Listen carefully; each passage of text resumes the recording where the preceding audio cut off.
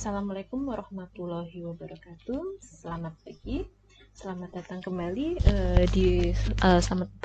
di video akuntansi keuangan menengah. Video ini adalah video kedua terkait dengan topik pendapatan dari kontrak dengan pelanggan atau revenue from contract yang diadopsi atau berdasarkan dari PSAK 72.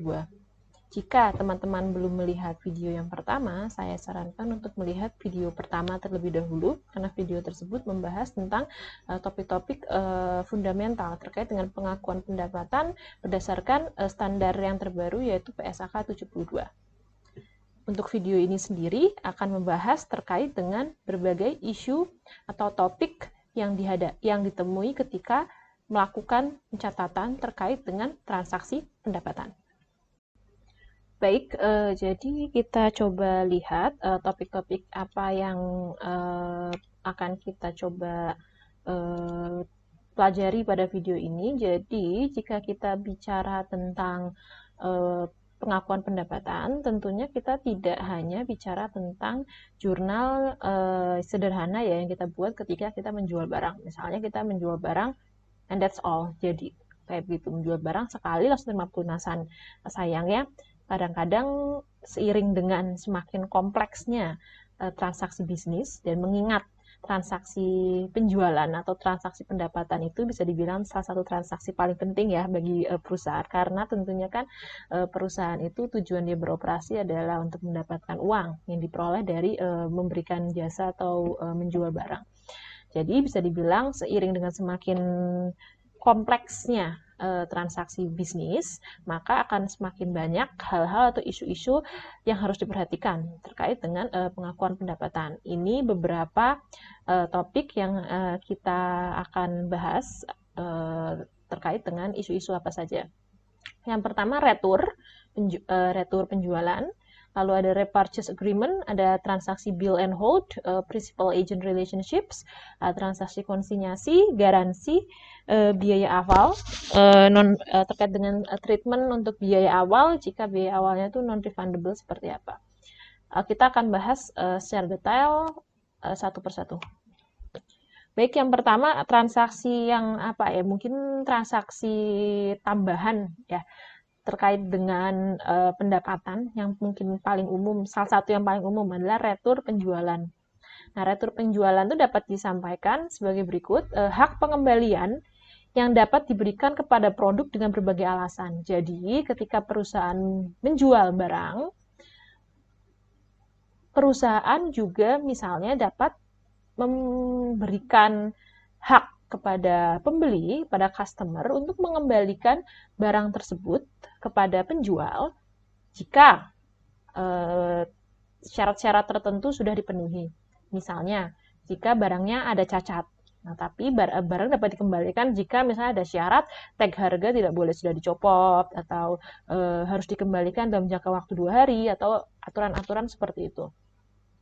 Nah, perusahaan ketika customer atau perusahaan lain atau misalnya customer menggunakan hak pengembalian produk ini, customer dapat menerima kompensasi dalam beberapa bentuk. Jadi kan customer menyerahkan barang ke perusahaan. Nah, sebagai gantinya, customer itu dapat menerima kompensasi dalam beberapa bentuk. Yang pertama, pengembalian seluruhnya atau parsial atas nilai yang dibayarkan. Ini tergantung kebijakan retur penjualan dari perusahaan penjual. Yang kedua, kredit yang dapat digunakan sebagai deposit pada penjualan atau digunakan untuk mengurangi utang yang sudah ada pada penjual. Jadi misalnya, saya adalah pelanggan rutin perusahaan A. Kemudian saya beli barang, terus saya lihat barangnya ternyata cacat. Saya retur dong barangnya ke perusahaan A. Tapi karena saya adalah pelanggan rutin di perusahaan A, ketika saya serahkan barang, saya tidak meminta sebagai uang. Saya ribet kan, karena saya menerima uang tunai. Bagi misalnya uang tunai jumlahnya cukup besar misalnya. Saya bilang, oh itu masukin ke deposit saya aja. Jadi, lain waktu ketika saya berbelanja lagi ke perusahaan tersebut dalam pembayarannya langsung mengurangi deposit atau kredit saya yang sudah ada di perusahaan tersebut. Atau jika saya pelanggan rutin perusahaan A dan pas saya sedang ada utang sama perusahaan A, maka ketika saya mengembalikan barang, ketika memberikan barang untuk retur, saya bilang, oh saya nggak usah pakai tunai deh, itu untuk ngelunasin sebagian utang saya yang kemarin aja, untuk returnya. Nah seperti itu dapat dilakukan transaksinya. Nah berarti semakin banyak variasinya, berarti semakin menantang perlakuan akuntansinya. Nah, yang ketiga ada juga produk lain. Jadi misalnya returnya itu tidak boleh dalam bentuk uang. Ada beberapa perusahaan punya kebijakan seperti itu. Jadi misalnya jika produknya cacat, maka akan diganti dengan produk lain yang sama, tapi yang tidak cacat. Begitu. Oke, mari kita coba saja terkait dengan contoh transaksi retur penjualan, terutama jika penjualan kredit. Nah, asumsikan pada 12 Januari 2019, Vanden NV menjual 100 kamera dengan harga 100 euro per barang secara kredit pada Amaya SA. Vanden memperbolehkan Amaya untuk mengembalikan kamera yang belum digunakan sampai dengan 45 hari setelah pembelian. Berarti ada retur penjualan ya, yang boleh ya, tidak berarti pelanggan harus menggunakan, tentunya tidak dapat digunakan. Kos untuk tiap produk atau HPP atau biaya pokok penjualan tiap produknya itu adalah 60. Vanden mengestimasi bahwa, jadi Vanden estimasi nih, hitung-hitung berdasarkan pengalaman, kelihatannya estimasinya adalah 3 produk yang akan dikembalikan oleh Amaya. Jadi kan Amaya Vanden menjual 100 kamera nih, dari 100 kamera estimasi pengalaman berdasarkan transaksi sebelumnya mungkin ada 3 produk kemungkinan yang akan dikembalikan Amaya. Berarti retur penjualan kemungkinan adalah 3 produk. Yang kedua, kos untuk pengembalian produk tidak material. Kos pengembalian produk ini maksudnya adalah biaya-biaya tambahan, pengeluaran-pengeluaran tambahan terkait dengan bagaimana barang tersebut itu dikembalikan dari Amaya ke Vanden, misalnya biaya transport ya, dari Amaya menyerahkan ke Vanden, terus dari Vanden mungkin biaya untuk mengemas kembali atau biaya untuk disimpan kembali terus ditaruh ke gudang, itu enggak material. Jadi tidak material, terutama mungkin karena kamera itu kan kecil ya, tapi bayangkan jika misalnya perusahaan menjual mobil atau misalnya menjual mesin manufaktur yang besar, yang mungkin satu pabrik sendiri. Nah, kalau seperti itu kemungkinan kalau ada retur bisa signifikan biaya pengembalian produknya. Biaya disassemblingnya mungkin, terus atau biaya tenaga orangnya, transportasinya, nah itu bisa signifikan. Jadi kalau seperti itu harus dipertimbangkan ya. Tapi untuk kasus ini kos pengembalian produk tidak material. Yang ketiga, produk yang dikembalikan dapat dijual kembali dengan tetap menghasilkan keuntungan. Jadi, 3 barang yang diestimasikan untuk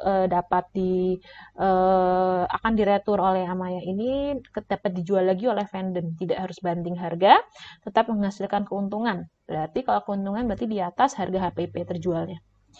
Sehingga jurnal untuk mencatat penjualan kamera pada 12 Januari 2019 sebagai berikut.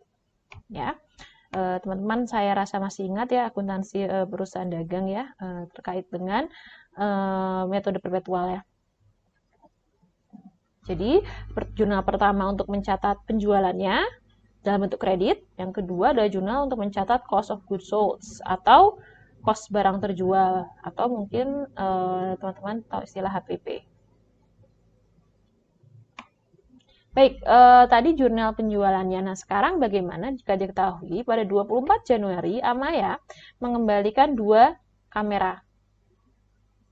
Nah, estimasinya ini pada 31 Januari Vanden akan menyusun laporan keuangan. Dan diestimasi, karena hasil estimasinya 3 kamera tuh yang akan dikembalikan. Realnya 24 Januari ada 2 kamera sudah dikembalikan, sehingga kemungkinan masih ada 1 kamera yang akan dikembalikan. Nah, jadi jurnal berikut yang akan dibuat oleh Vanden untuk mencatat transaksi ini. Yang pertama, jurnal untuk mencatat pengembalian kamera pada 24 Januari 2019 adalah sebagai berikut. Oke.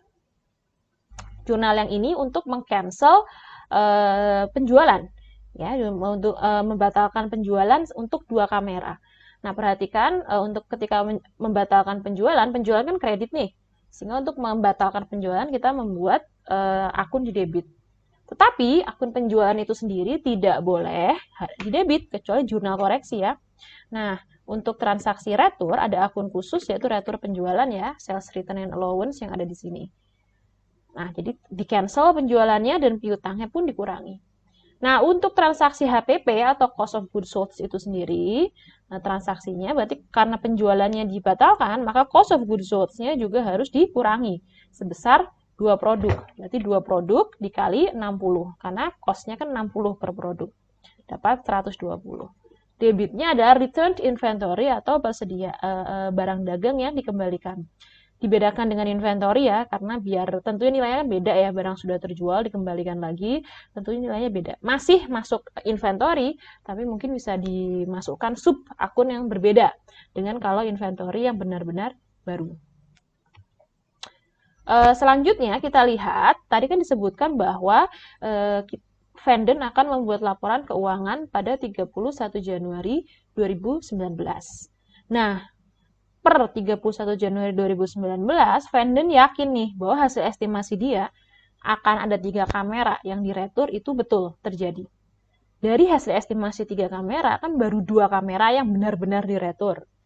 Nah, jadi Vanden yakin hasil estimasi masih ada 1 kamera lagi yang akan diretur di masa depan. Sehingga Vanden membuat jurnal penyesuaian sebagai berikut untuk mencatat retur penjualan yang diekspektasi akan terjadi di masa depan. Sebesar berikut. Nah, jadi retur penjualannya sama, debitnya sama, sales return and allowance, hanya kreditnya belum account receivable karena kan returnya belum terjadi. Jadi belum bisa mengurangi piutang. Jadi kreditnya adalah akun allowance for sales return atau cadangan untuk retur penjualan sebesar 100. Jurnal untuk mencatat pengembalian kameranya itu sendiri sama seperti jurnal retur penjualan yang sudah terjadi. Kalau retur penjualannya ada retur penjualan seperti ini, maka tentunya cost of goods sold-nya juga harus dikurangi. Sehingga ada cost of goods sold di kredit sebesar 60. Debitnya adalah akun sementara lagi estimated inventory returns. Sama nilainya sebesar 60. Nah, jurnal penyesuaian ini hanya dibuat jika perusahaan memang yakin bahwa dari hasil estimasi akan ada retur penjualan di masa depan. Tapi tentunya keyakinan ini harus ada basisnya. Biasanya ada data historis, pengalaman transaksi dengan perusahaan tersebut, atau data-data lain, sehingga perusahaan yakin masih akan ada retur di masa depan. Kalau seperti itu boleh perusahaan membuat, tidak masalah perusahaan membuat jurnal seperti ini. Tetapi jika perusahaan kebijakannya itu adalah dia mencatat returnya itu baru ketika returnya itu terjadi, itu juga tidak apa-apa. Baik, jadi kalau seperti itu kita bisa lihat ya laporan laba rugi Vanden untuk bulan Januari 2019. Yang pertama kan ada sales nih, sales 100 kamera tadi 10.000. Tapi ada retur 2. Kan ada retur 2 barang yang betulan terjadi returnya dan 1 barang hasil estimasi. Sehingga estimasi ada 3 retur, sehingga net sales atau penjualan bersih adalah 9.700. Cost of goods sold-nya itu sendiri hanya untuk 97 barang ya, karena kan jadinya kan penjualannya itu kan 100 barang dikurangi 3, berarti yang terjual 97 barang. Maka cost of goods sold-nya juga hanya untuk 97 barang. Ya, sehingga di sini cost of goods-nya 97 dikali 60, kita bisa dapat 5.820 ya. Ini dari jurnal yang sudah kita lihat di slide-slide sebelumnya. Sehingga laba kotornya adalah 3.880. Nah, sekarang coba kita lihat sepotong laporan posisi keuangan Vanden untuk 31 Januari 2019 terkait dengan piutang ya, piutang dan persediaan terutama. Pertama, perhatikan penyajiannya. perhatikan accounts receivable, piutangnya tetap 9.800 seperti ini. Dikurangkan ada 10.000 dikurangi retur yang betulan terjadi sebanyak 200 sehingga nilainya 9.800. Nah, yang ini yang 100 ini perhatikan, jadi akun tadi cadangan untuk retur penjualan allowance for sales return itu dia disajikannya jadi satu dengan piutang. Ya, jadi dia itu kontra akun piutang kayak cadangan kerugian gitu ya. Sama-sama cadangan makanya namanya. Cadangan untuk retur penjualan ini mengurangi nilai piutang, tapi belum masuk akun piutang. Temannya akun piutang seia sekata, tetapi dipisah lebih baik ya. Seperti itu 100 sehingga piutang usaha bersihnya adalah 9.700 setelah cadangan. Sehingga, nah ini masuk ya di sini 9.700. Lalu return inventory, persediaan yang sudah dikembalikan itu juga masuk akun terpisah. Ini kalau ada satu lagi inventory bisa tidak masalah sih begitu. Nah ini ya sepotong terkait dengan laporan posisi keuangan vendor. Nah sekarang gimana kalau sama soalnya persis sama seperti tadi, perbedaannya cuma satu, yaitu transaksinya ini adalah tunai. Kalau seperti ini, kita coba kita lihat kira-kira perbedaannya seperti apa ya. Yang pertama langsung saja ke jurnal 12 Januari 2019 ketika penjualan terjadi.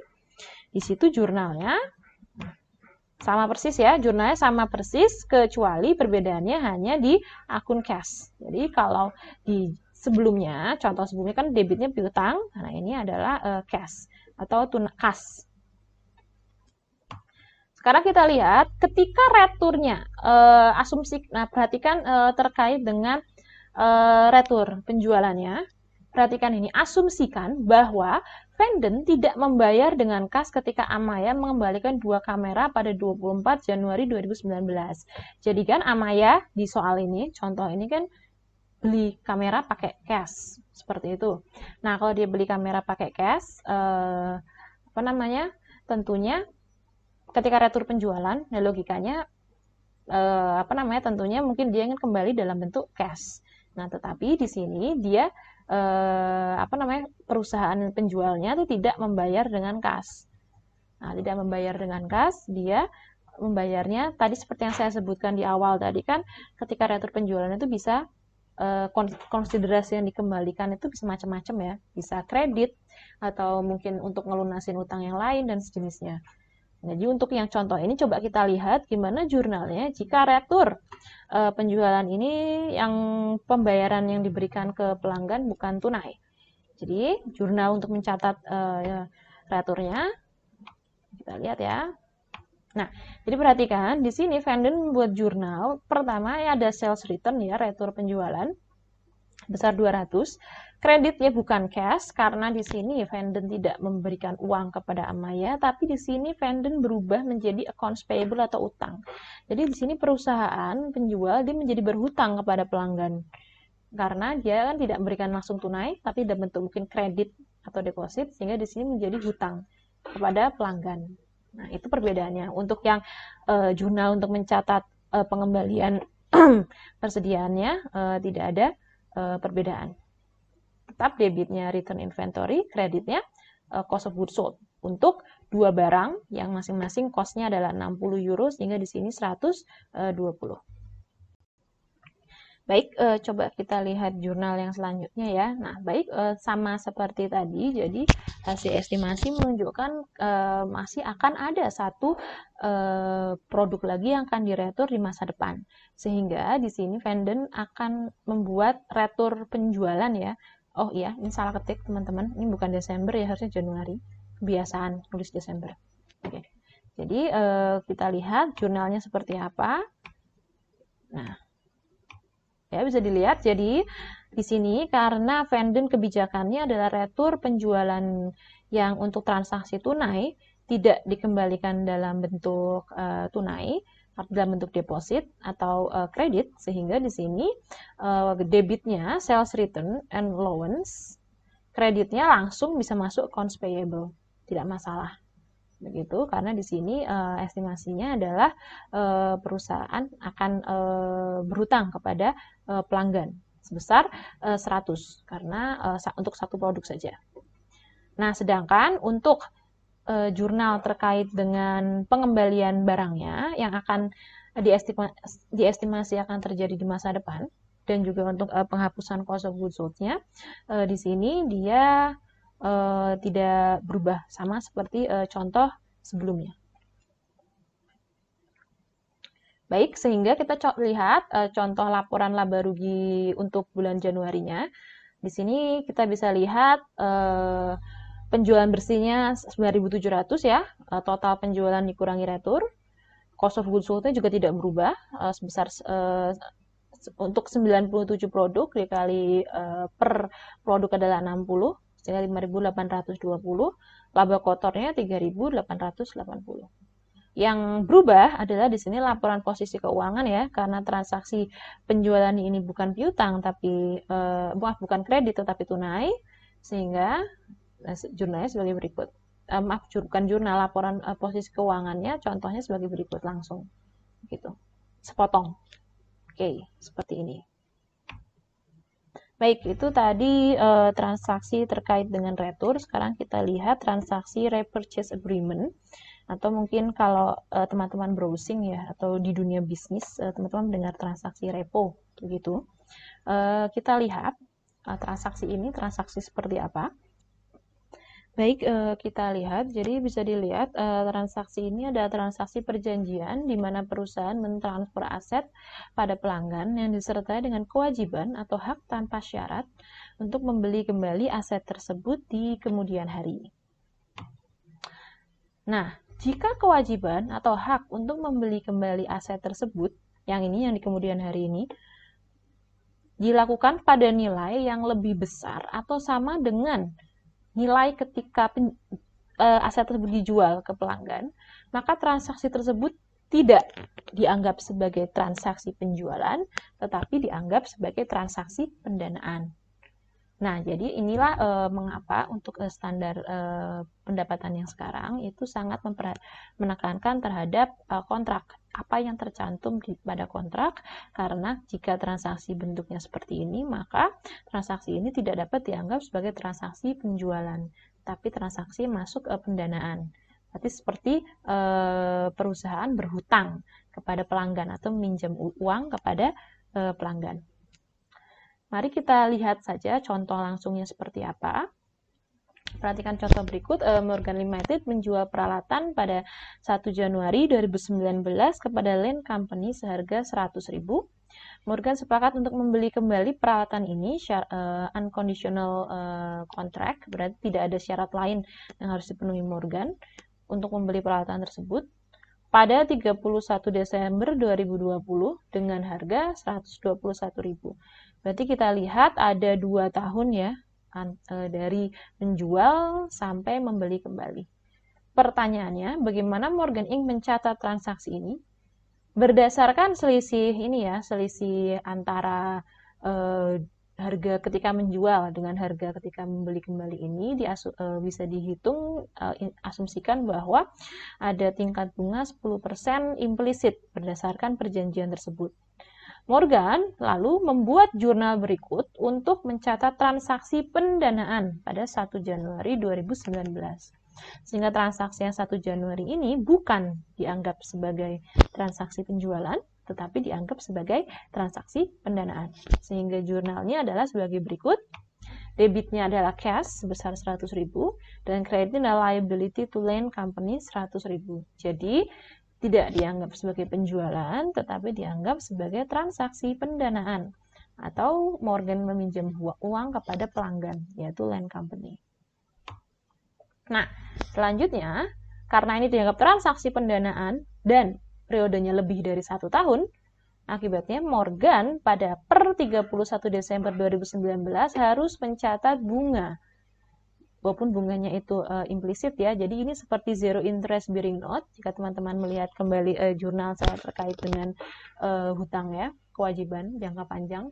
Jadi bisa dilihat bahwa di sini harus ada jurnal penyesuaian untuk pengakuan bunga yang dicatat pada 31 Desember 2019. Nah, jurnalnya sebagai berikut. Debitnya interest expense sebesar 10.000, kreditnya tidak interest payable atau interest liability, tidak utang bunga, tapi langsung ini ya, apa namanya, langsung yang liability to land company. Jadi langsung menambah nilai utang itu sendiri. Gitu. Besar 10.000, yaitu 100.000 nilai awalnya dikali implisit, tingkat bunga implisit yang kita hitung adalah 10%, dapat 10.000. Nah, ketika pelunasan per 31 Desember 2020 kan Morgan membeli kembali aset tersebut. Nah, itu dianggap sebagai pelunasan dari hutang kepada land company. Jurnalnya sebagai berikut. Nah, jadi yang pertama nyatet dulu bunganya. Dari 31 Desember 2019 ke 31 Desember 2020 kan ada bunga tuh. Sebesar berapa? Sebesar 10% dikali, bukan 100.000 lagi, tetapi dikalinya 110.000. Kenapa? Karena kan 100.000 yang pertama plus 10.000 31 Desember 2019. Sehingga di sini jadinya 10% dikali 110.000. Sehingga biaya bunganya per 31 Desember 2020 adalah sebesar 11.000. Dan liability to land company jadinya kemarin 100.000 ditambah 10.000, 110 ditambah 11.000 jadi 121.000. Nah, liability itu dilunasi sepenuhnya, debit liability to land company 121.000, debit, kreditnya cash, pelunasan sebesar 121.000. Perhatikan tidak ada jurnal untuk mencatat transfer asetnya ya, karena aset ini cuma pindah tangan, pindah fisik doang. Tapi secara legalitas sudah dianggap tidak ada perubahan berdasarkan agreement yang dibuat seperti itu. Jadi tidak dapat dianggap sebagai transaksi penjualan. Baik, selanjutnya setelah repurchase agreement kita lihat bill and hold arrangements ya. Jadi ketika di dalam kontraknya itu tercantum tentang perjanjian bill and hold. Bagaimana teori dan perlakuan akuntansinya. Nah, jadi apa itu bill and hold arrangements? Jadi suatu situasi kontrak di mana di dalam kontrak tersebut tercantum entitas baru dapat entitas, jadi sudah entitas menagih pelanggan atas suatu produk, jadi perusahaan menagih pelanggan atas produk yang ia berikan atau ia serahkan kepada pelanggan, sudah bisa ditagih, sudah nyatet penjualan, tetapi penjual entitas tersebut tuh masih megang fisik produk tersebut sampai dengan suatu waktu di masa depan. Jadi kan kalau kita lihat di kontrak di konsep dasar pengakuan pendapatan kan harus penjual baru dapat mengakui penjualan atau pendapatan ketika sudah memenuhi kewajiban, di mana salah satu kewajibannya adalah menyerahkan produk kepada pelanggan. Akan tetapi jika misalnya di dalam perjanjian tersebut tercantum bahwa memang pelanggan belum dapat menerima fisik produk tersebut dan meminta untuk penjual untuk meng-hold dulu produk tersebut dalam situasi arrangement seperti ini, maka perusahaan penjual sudah dapat mengakui pendapatan ketika perjanjiannya sudah ditandatangani. Nah, biasanya arrangement seperti ini terjadi karena pembeli belum siap untuk menerima pengiriman barang. Misalnya gudangnya dalam proses renovasi atau mungkin barang yang ia beli itu akan dikirimkan langsung ke suatu tempat atau cabang yang mungkin masih dalam proses persiapan secara lokasi seperti itu. Nah, pada situasi ini pembeli memang belum menerima pengiriman barang, tetapi secara legal sudah memiliki hak atas barang tersebut dan dia juga sudah ditagih oleh penjual. Jadi bisa dibilang barangnya itu sudah milik pembeli, tapi pembeli itu nitip naruh barangnya di gudangnya penjual begitu. Kita langsung lihat contoh arrangementnya saja. Contoh arrangement seperti ini saja. Nah, Butler menjual perapian dengan harga 450.000 di mana cost-nya adalah 280.000 ya.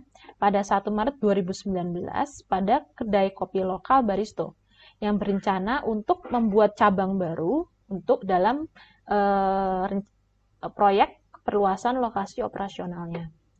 Nah, berdasarkan perjanjian penjualan ini, Baristo meminta penjual yaitu Butler untuk menyimpan dahulu perapian yang dibuat, yang sudah dibeli, sampai kedai kopi baru yang direncanakan itu sudah siap. Hak legal sudah diperoleh oleh Baristo sejak perjanjian Bill and Hold ditandatangani. Berarti hak legal sudah dimiliki oleh pembeli, tapi pembeli di dalam arrangements perjanjian tersebut meminta penjual untuk menyimpan dahulu perapian barang yang dibeli sampai pembeli siap untuk menerima. Nah, kapan Butler sebagai penjual dapat mengakui pendapatan dari Bill and Hold arrangements ini? Nah, Butler menentukan kapan ia sudah memenuhi kewajiban kinerja untuk mentransfer produk dengan mempertimbangkan kapan Baristo memperoleh kendali atas produknya. Jadi, penjual menilai nih, kira-kira saya sudah lunas belum ya kewajiban saya ke Baristo. Nah, perhatikan ya, kalau ada situasi seperti ini, Bill and Hold arrangement seperti ini, harus ada beberapa syarat yang dipenuhi. Syarat tersebut harus dipenuhi semua, baru penjual dapat mengakui pendapatannya. Nah, pertama, alasan adanya arrangements ini haruslah substantif. Jadi tidak hanya alasan yang dibuat-buat atau alasan yang simple, tapi memang alasannya itu substantif. Jadi bisa dilihat jika misalnya dalam konteks ini Baristo memang butuh perapiannya itu untuk langsung diletakkan di kedai, karena misalnya memang Baristo tidak memiliki tempat untuk menyimpan dulu perapiannya, sehingga dia ingin langsung diletakkan di kedai. Dan jika memang situasinya seperti itu, dan jika bisa dicek dari proses Baristo dalam membuat kedai, maka bisa dinilai bahwa alasannya substantif. Produk harus diidentifikasi terpisah sebagai milik Baristo. Jadi Butler dalam proses penyimpanan barangnya, perapiannya mungkin harus meletakkan di tempat terpisah atau dalam kemasan crate terpisah atau sejenisnya, sehingga jelas-jelas itu barangnya bukan milik Butler lagi, tetapi milik Baristo.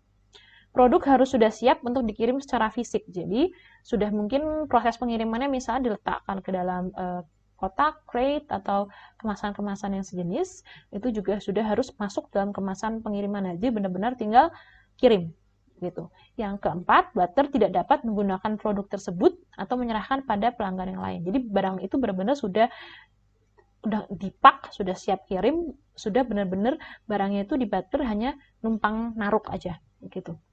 Nah, pada situasi ini, 4 syarat ini sudah dipenuhi. Maka, pendapatan sudah dapat diakui ketika kontrak Bill and Hold ditandatangani walaupun barangnya masih ada di Butler dan belum diserahkan kepada Baristo. Baik, sekarang coba kita lihat untuk jurnalnya ya. Jadi, ketika kita sudah melihat transaksi Bill and Hold agreement tadi, jadi bisa dilihat nah ini kan seperti ini ya, jadi terjualnya secara kontrak, secara tanda tangan pada 1 Maret 2019, tetapi barangnya memang belum diserahkan karena sesuai yang tercantum di arrangementnya. Nah, sehingga karena kita sudah menilai bahwa Bill and Hold arrangement sudah memenuhi syarat ya untuk penjual dapat mengakui pendapatan, sehingga kita dapat mencatat pendapatan ini pada tanggal 1 Maret 2019, yaitu pada tanggal tanda tangan kontrak. Sehingga jurnalnya sebagai berikut ya, karena penjualannya kredit, jurnalnya sebagai berikut. Penjualan 450.000 dan cost of goods sold untuk cost barang terjualnya 280.000. Oke, baik, selanjutnya teori sedikit terkait dengan situasi lain ya yang dapat dihadapi, terutama terkait dengan transaksi penjualan ya. Hal lain yang mungkin bukan sering ambigu ya, tapi hal mungkin yang perlu menjadi pengetahuan adalah terkait dengan hubungan antara prinsipal dan agent ya. Jadi di sini ketika ada 2 entitas yang memiliki kerjasama sebagai prinsipal dan agent. Misalnya perusahaan A memiliki hubungan kerjasama dengan agen B. Nah, di sini perusahaan A adalah prinsipal. Dia yang memiliki kewajiban utama untuk menyerahkan barang dan jasa kepada pelanggan. Berarti kewajiban untuk misalnya perusahaannya itu adalah perusahaan menjual barang, maka transaksi penjualan itu akan dicatat oleh prinsipal. Jadi ketika perusahaan menjual barang. Nah, ketika perusahaan ini menjual barang dengan bantuan agen, berarti perusahaan A misalnya membantu bantuan agen, misalnya agen ini adalah cabang atau agen ini adalah dia memiliki toko ya, begitu yang menjual produk dari perusahaan A. Di sini agen tersebut memiliki hubungan sebagai agent yang memiliki kewajiban memastikan bahwa prinsipal dapat menyediakan produk dan jasa pada pelanggan. Jadi jika prinsipal itu kewajiban kinerjanya adalah kepada pelanggan atau konsumen, agent kewajiban kinerjanya adalah kepada prinsipal, di mana dia memberikan jasa dalam membantu prinsipal menyerahkan produk atau jasa kepada pelanggan. Contoh hubungan prinsipal agent itu misalnya adalah yang paling umum adalah agen tiket. Misalnya memfasilitasi proses booking atas nama maskapai. Agen tiket akan menerima uang yang dibayarkan oleh konsumen. Nah, uang tersebut akan diserahkan kepada maskapai penerbangan yang merupakan prinsipal di hubungan kerjasama tersebut. Nah, untuk situasi seperti ini yang perlu diingat, walaupun agen di sini menerima uang dalam jumlah penuh ya, jumlah penuh yang dibayarkan oleh konsumen untuk memperoleh produk atau jasa tersebut, tapi yang dicatat oleh pendapatan, dicatat sebagai pendapatan oleh agen itu adalah komisi yang diterima. Jadi hanya berapa persentase atau berapa komisi yang disepakati antara agen dan prinsipal. Yang mencatat full nilai penjualan nilai barang yang dijual kepada pelanggan atau konsumen itu adalah prinsipal. Jadi di sini perlu teman-teman memperhatikan ketika mengetahui suatu entitas ya menjual barang kepada atau jasa kepada konsumen, perlu diperhatikan apakah entitas ini adalah prinsipal atau agent, terutama jika entitas tersebut bentuknya misalnya franchise atau bentuk kerjasama yang brand toko yang misalnya dengan brand tertentu, perlu diperhatikan kontrak perjanjiannya dengan brand holdernya ya, apakah di sini toko tersebut adalah sepenuhnya milik toko misalnya, ataukah di situ toko tersebut hanya berperan sebagai agen. Oke, isu selanjutnya yang sering dihadapi terkait dengan transaksi penjualan yang juga tidak boleh diremehkan adalah topik terkait dengan konsinyasi. Oke, konsinyasi. Nah, jadi di sini beberapa perusahaan memiliki hubungan kerja dengan toko atau distributor untuk menyerahkan barang, tetapi barang tersebut masih dimiliki oleh perusahaan sampai barang tersebut dijual. Di sini toko atau distributor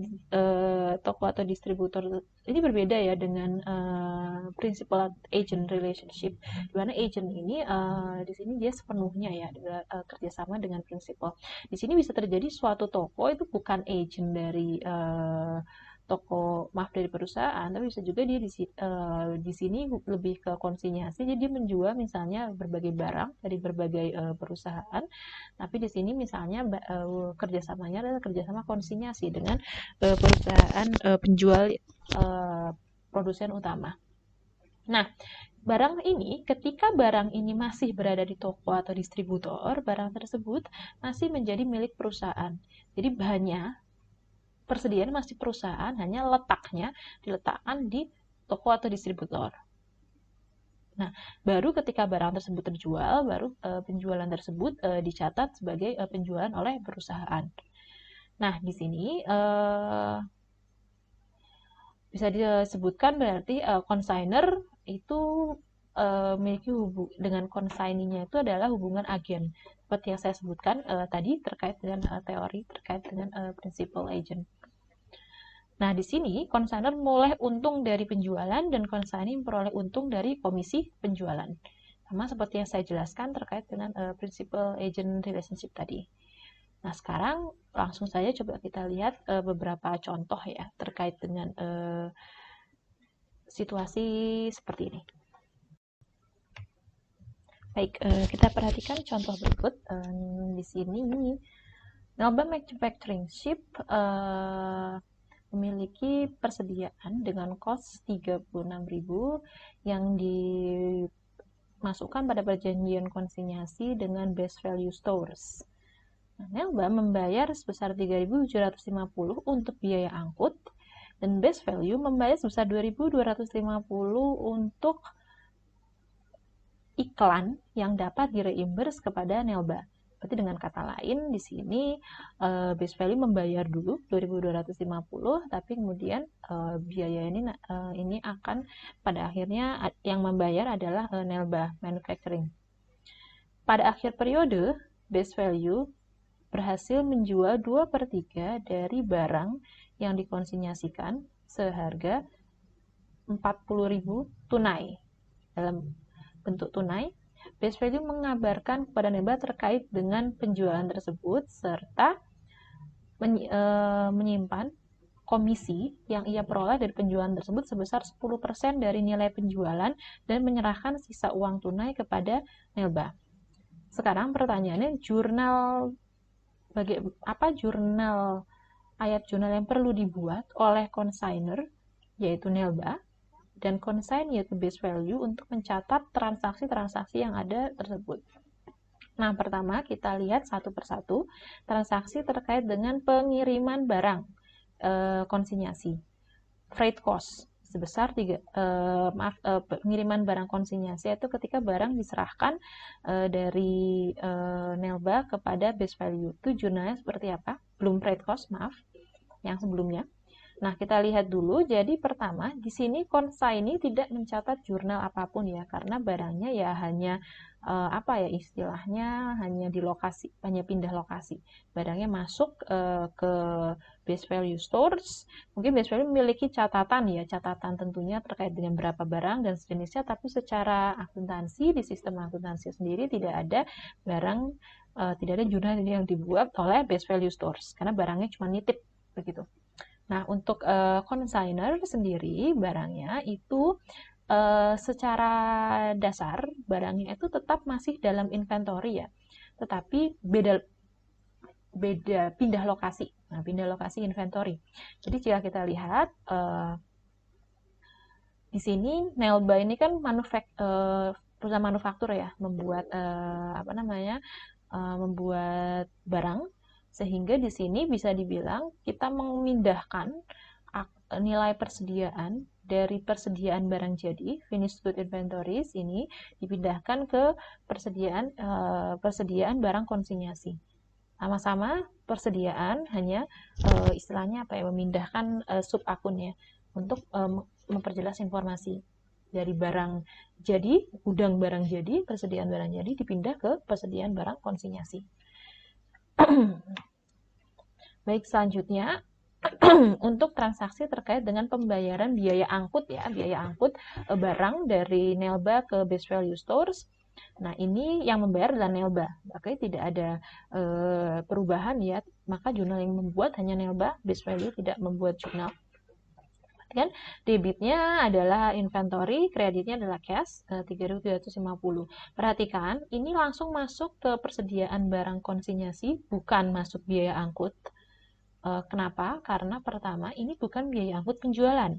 Base value itu barangnya bukan dikirim dari dari Nelba ke base value itu bukan dari penjual ke pelanggan, tetapi sesama masih penjual, dari prinsipal ke agent, dari consignor ke consignee, sehingga di sini menambah nilai persediaan. Karena di sini Nelba menggunakan perpetual, sehingga di sini menambah nilai persediaan sehingga masuk akun inventory. Tapi inventory-nya masuknya adalah inventory untuk barang konsinyasi. Dibayar tunai sebesar 3.750. Yang ketiga, untuk iklan terkait dengan barang tersebut yang dibayar dulu oleh base value, nah tapi akan direimburse ke Nelba. Nah, kita lihat karena ini uangnya memang dibayarin dulu oleh base value, tetapi ini nanti sebagai biayanya bukan biaya iklan untuk base value. Base value hanya nalangin begitu. Nanti ini akan menjadi biayanya Nelba. Sehingga ketika pembayaran untuk biaya iklan tersebut, perhatikan jurnalnya, debitnya adalah piutang. Debitnya adalah piutang ke consignor. Jadi dari consignee di sini dia ada apa ya istilahnya, tagihan yang akan dia tagihkan ke consignor sebesar 2.250. Berarti piutang ke consignor 2.250, kreditnya cash sebesar 2.250 karena ini iklannya dibayar secara tunai. Nah, kemudian ketika barangnya itu terjual, persediaannya itu terjual, ini kan terjual nih sebesar 40.000. Nah, di sini asumsikan langsung lah ya jurnal asumsikanlah penjualannya langsung dalam gelondongan ya, langsung saja 40.000. Di sini jurnalnya yang mencatat adalah base value. Jadi ketika pelanggan datang ke toko untuk membeli barang, membayar dengan tunai, nanti yang mencatat base value. Nelba tentu belum mencatat karena dia kan belum tahu berapa yang terjual. Nah, di sini maka karena menjualnya base value dalam tunai, maka base value memperoleh cash. Debit cash besar 40.000. Nah, kreditnya di sini uang itu kan bisa dibilang base value cuma megang ya, karena dia kan consignee. Dia cuma megang, uangnya akan diserahkan ke consignor. Sehingga di sini base value punya hutang ke consignor, sehingga hutang ke consignor sebesar 40.000. Nah, itu terkait dengan jurnal ketika barang konsinyasinya terjual yang ada di toko. Nah, selanjutnya pada jurnal yang terakhir adalah jurnal ketika base value membuat laporan kepada Nelba dan juga mereimburse ya segala biaya yang mungkin dikeluarkan oleh base value terkait dengan penjualan barangnya Nelba. Nah, kita lihat pertama, kita lihat dulu dari base value. Base value kan dia membuat laporan nih, dia sudah membuat laporan, lalu kemudian dia menyerahkan uangnya ke Nelba. Nah, jadi yang pertama kita perhatikan payable to consignor 40.000, berarti kan lunas tuh. Karena dia sudah ngasih uangnya ke Nelba, berarti debit sebesar 40.000. Nah, 40.000 ini uang yang dia terima dari penjualan produk barang konsinyasi. Tapi tentunya dia nggak ngasih uangnya full 40.000 ke Nelba. Karena kan base value ini dia ada komisi yang dia terima sebagai agen Nelba dalam menjual barang. Nah, sehingga uang cash yang ia serahkan ke Nelba tentunya di bawah 40.000. Sehingga ketika kita membuat jurnal, walaupun debitnya pelunasan payable-nya dan sebesar 40.000, kreditnya tentunya tidak di kredit cash yang ada di jurnal tentunya lebih rendah daripada 40.000.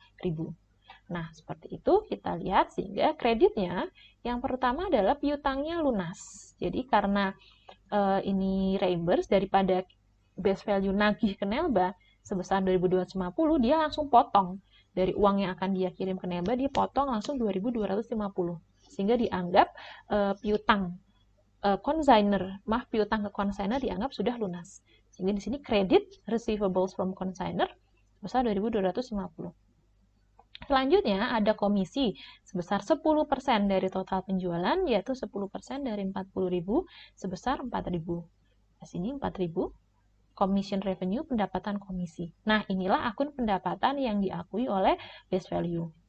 Selanjutnya, cash-nya. Akhirnya cash yang ia serahkan, yang diserahkan base value ke Nelba adalah sisanya, yaitu sebesar 33.750.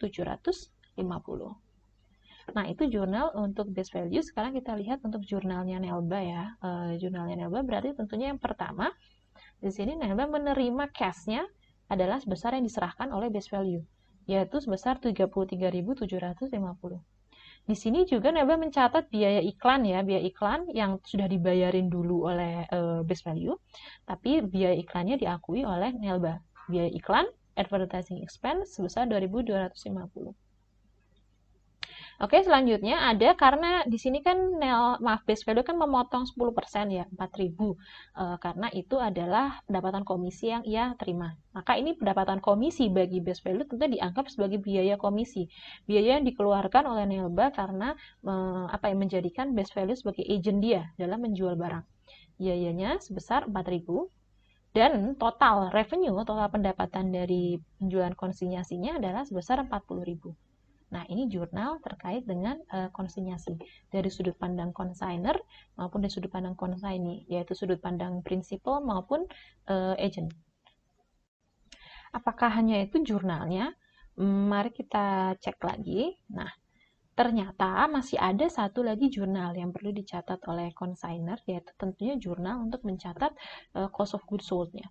Karena kan kalau kita lihat kan di sini Nelba mengakui penjualan nih, penjualan konsinyasi. Ya nggak mungkin kalau dia tidak mencatat cost of goods sold-nya. Sehingga di sini kita lihat jurnalnya adalah debitnya cost of goods sold, kreditnya adalah inventory consignment inventory atau persediaan barang konsinyasi. Sebesar berapa? Sebesar 26.500. Dari mana 26.500 ini? Ya, jadi kan barang yang diserahkan dari Nelba ke best value itu kan cost-nya total 36.000. Diketahui yang terjual itu 2/3. Jadi tinggal kita dikalikan saja 2/3 tersebut dikali 36.000 ditambah, tapi hati-hati, nilai cost barang konsinyasi itu tidak hanya 36.000 ini, tapi sudah plus biaya angkut 3.750. Sehingga 36.000 ini ditambahkan dulu 3.750 baru dikali 2/3 seperti yang tercantum di sini untuk perhitungan cost of goods sold-nya. Nah, sehingga ini ya total penjelasan semua jurnal yang dibuat terkait dengan terkait dengan penjualan konsinyasi. Baik, selanjutnya kalau kita bicara tentang penjualan, tentunya kita akan sering bertemu dengan garansi ya. Jadi, secara umum ketika kita bicara tentang garansi, ada dua jenis garansi ya yang dapat diberikan perusahaan kepada pelanggan. Jadi yang pertama, garansi yang sudah termasuk pada harga jual. Jadi garansi pernyataan dari penjual bahwa produk tersebut sudah memenuhi kualitas-kualitas tertentu. Jadi kalau produknya tersebut dianggap tidak memenuhi kualitas, maka pembeli dapat mengklaim garansi kepada penjual. Nah, garansi seperti ini biasanya harganya sudah termasuk ke produk terjual disebut sebagai assurance type warranty. Nah, garansi tipe yang kedua adalah garansi tambahan yang tidak termasuk harga jual produk. Biasanya garansi ini diberikan untuk situasi-situasi yang mungkin dialami produk di luar kualitas bawaan produk itu sendiri. Misalnya, teman-teman beli HP. Nah, katakanlah ketika teman-teman beli HP, misalnya HP tersebut baru dipakai 5 hari, tiba-tiba ada permasalahan softwarenya. Nah, itu tentu adalah masalah kualitas bawaan dari produk tersebut. Nah, itu bisa diklaim lewat assurance type warranty. Tapi misalnya teman-teman baru beli HP-nya 5 hari, tiba-tiba HP-nya jatuh dan terlindas motor. Oh, sedih. Oke. Jatuh dan tidak bisa digunakan. Nah, itu tentu sudah tidak terkait dengan kualitas bawaan produk. Itu berarti situasi di luar produk itu. Nah, kalau seperti ini teman-teman tidak bisa mengklaim assurance type warranty. Biasanya situasi seperti ini dapat diklaim dengan service type warranty, yaitu garansi tambahan yang tidak termasuk harga jual produk. Nah, situasi dicatat sebagai kewajiban kinerja terpisah. Jika perusahaan menjual service type warranty itu dianggap jadi perusahaan misalnya menjual produk dalam satu kontrak. Nah, dan produk itu pertama ada tambahan service type warranty, misalnya jaminan jika misalnya ada kerusakan-kerusakan yang disebabkan eksternal, itu biasa dianggap sebagai kewajiban kinerja terpisah dari produk itu sendiri. Baik, perhatikan contoh berikut ya. Maverick Company menjual 1.000 produk Rollomatic pada 1 Oktober 2019 dengan harga 6 juta, disertai garansi bahwa produk tersebut telah bebas cacat. Cost dari Rollomatic sendiri adalah 4 juta. Terms assurance warranty, berarti yang assurance warranty yang sudah bawaan di 6 juta ini adalah 2 tahun dengan estimasi cost asuransinya adalah 80.000. Selain itu, Maverick menjual garansi tambahan untuk 400 saja, kan jualnya 1.000, tapi untuk 400 produk ada garansi tambahan selama 3 tahun setelah periode 2 tahun pertama. Nilai garansi tambahannya ini adalah 18.000.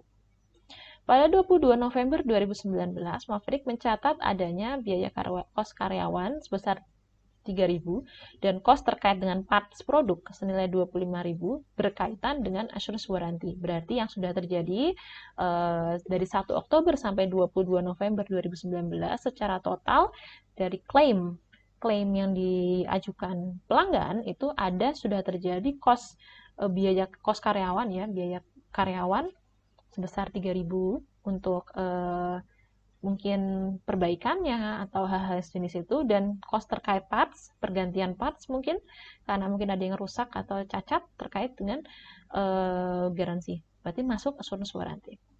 Maverick menyusun laporan keuangan per 31 Desember 2019 dan berusaha mengestimasi bahwa cost assurance warranty yang masih akan terjadi per 31 Desember 2019 itu masih ada 44.000. Kompleks ya ini. Nah, coba kita lihat apa jurnal yang harus dicatat perusahaan pada tahun 2019 terkaitan dengan penjualan produk ini berkaitan dengan assurance dan extended warranties-nya. Kita lihat ya. Ketika produknya terjual pada 1 Oktober 2019 plus ada service type warranty ya, berarti ada garansi tambahannya. Nah, berarti kita lihat di sini. Nah, perhatikan ya. Jadi yang pertama adalah yang terjual berarti tidak cuma 6 juta, tapi 6.018.000. Karena seperti yang saya sampaikan, service type warranty garansi tambahan itu di luar harga produk. Berarti yang cash yang diterima perusahaan adalah 6.018.000. Dari 6.018.000 ini 6 juta adalah penjualan, 18.000 ini adalah unearned warranty revenue. Berarti di sini adalah pendapatan garansi diterima di muka sebesar 18.000. Dianggap sebagai kewajiban kinerja terpisah ya. Yang ini 6.000 ini 6 juta ini sudah jadi pendapatan karena barangnya sudah diserahkan, tapi yang 18.000 ini belum jadi pendapatan karena memang baru akan diakui secara periodik. Karena itu adalah pendapatan dari jasa garansi yang diberikan oleh Maverick Company. Untuk mencatat cost of goods sold-nya seperti ini, tidak berbeda ya. Debitnya cost of goods sold, kredit inventory sebesar 4 juta. Tidak ada tambahan berapa ribu ya, karena kan cost of goods sold-nya ini langsung terkait dengan produk itu sendiri. Baik, itu untuk jurnal ketika penjualan 1 Oktober 2019. Sekarang 22 November 2019 kita mau mencatat semua biaya cost yang sudah terjadi terkait dengan assurance type warranty-nya. Jadi, assurance type warranty-nya bisa kita lihat langsung ya, biaya garansi, warranty expense, 28.000, yaitu 28.000 itu dari gaji, upah dan gaji pegawai sebesar 3.000, dan dari persediaan terkait dengan parts barang sebesar 25.000. Ini masih hutang ya, salaries and wages payable-nya, biaya gaji dan upahnya masih, gaji dan upahnya masih dalam bentuk utang, karena kan belum dibayarkan. Gitu. Selanjutnya, pada 31 Desember 2019, nah, ada jurnal berikut yang dicatat terkait dengan garansi pada akhir tahun. Nah, garansi pada akhir tahun bisa dilihat, yaitu warranty expense sebesar 44.000, dan warranty liability sebesar 44.000. Kenapa? Karena kalau kita lihat di soal, ini kan tadi disebutkan bahwa nih, pada per 31 Desember 2019 diestimasi bahwa masih akan ada cost assurance warranty yang terjadi terkait dengan penjualan ini di tahun selanjutnya sebesar 44.000. Sehingga ini harus dicatat sebagai kewajiban di jurnal penyesuaian. Seperti ini. Warranty expense, debit, credit, warranty liability sebesar 44.000. Baik, materi-materi tersebut adalah materi-materi terkait dengan isu-isu penting dan sering ditemui terkait dengan transaksi penjualan. Tentunya isu-isunya tidak hanya yang saya sampaikan di sini, ada juga berbagai topik isu lain yang sering terjadi di transaksi penjualan. Karena seperti yang saya sampaikan, seiring dengan semakin kompleksnya kegiatan bisnis, maka akan ada berbagai situasi-situasi baru yang dapat muncul, dan tentunya situasi baru tersebut membutuhkan perhatian lebih terkait dengan bagaimana perlakuan akuntansinya. Untuk lebih detail dapat mempelajari buku textbook yang tersedia dan juga file PowerPoint yang sudah saya lampirkan. Situ juga ada tambahan materi yang perlu diperhatikan. Baik, saya rasa cukup sekian untuk video materi pada kesempatan kali ini. Terima kasih banyak. Akhir kata, wassalamualaikum warahmatullahi wabarakatuh. Selamat pagi.